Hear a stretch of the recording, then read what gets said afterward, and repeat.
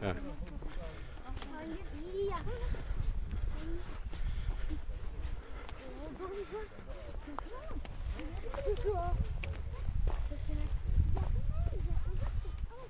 Mustafa.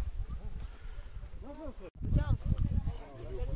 Acayip zamanı ne? Yaşar abi. Millet fazla soğumasın. Zamanı hesap edin. Bir de çok gaza basmasın. Kaldı yürü.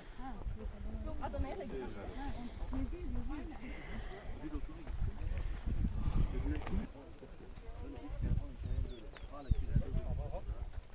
Hani miyav?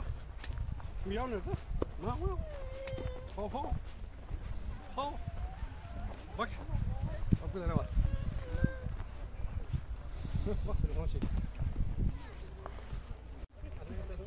Bayındır boş. Kabir. Come here, come here.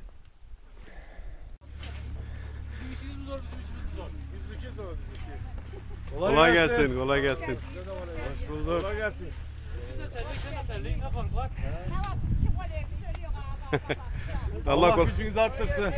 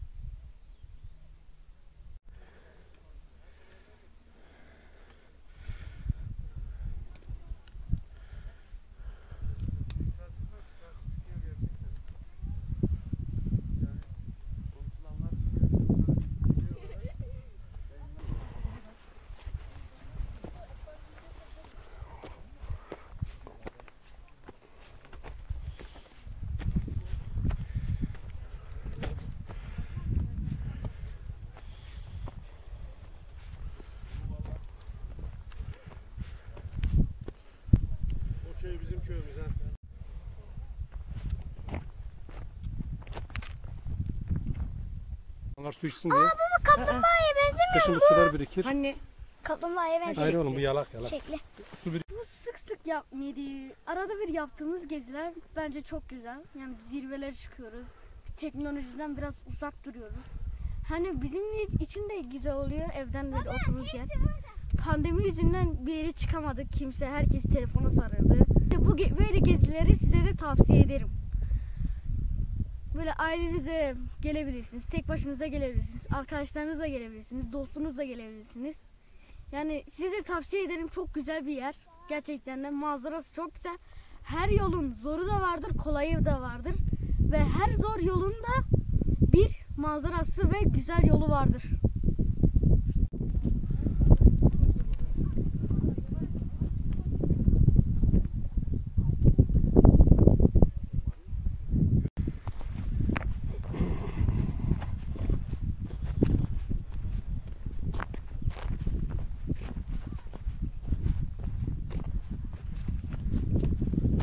Merhaba arkadaşlar, çok güzel. Bugün yeni bir rota belirledik kendimize. Çok da keyifli bir yürüyüş içerisindeyiz. Yaklaşık 2,5 saatten beri yürüyoruz. Çok şükür bu hafta gene doğadayız. Doğada olmak güzel. En küçük ağacımız. Oradan şimdi yolculuğa çıktık. Oradaki gölden. Oradan rotayı takip ederek dağdan buraya indik. Yolculuk yorucu ama ferahlatıcı ve çok güzeldi. Şimdi buradan da aşağı ineceğiz ve başlangıç noktamızda bitireceğiz. Çok güzel geziler. Yasaklar kalkınca işte sonradan tekrardan geziler başladı. İşte ondan itibaren tekrardan biz de dağlardayız. Vallahi çok harika bir havada yürüyoruz. Çok aşırı bir güneş yok, çok aşırı bir rüzgar yok. Doğa mükemmel, uyanmaya başlamış doğa. Katılım çok güzel. Hanımefendiler, çocuklar, herkes katıldılar, ailece katıldılar. Herkese sonsuz teşekkür ediyorum. Bu alışkanlıkları bırakmasınlar, doğayı tanısınlar, sevsinler. Ona uğraşıyoruz. İnşallah Rabbim bize muvaffakiyet verir. Bunu devam ettiririz.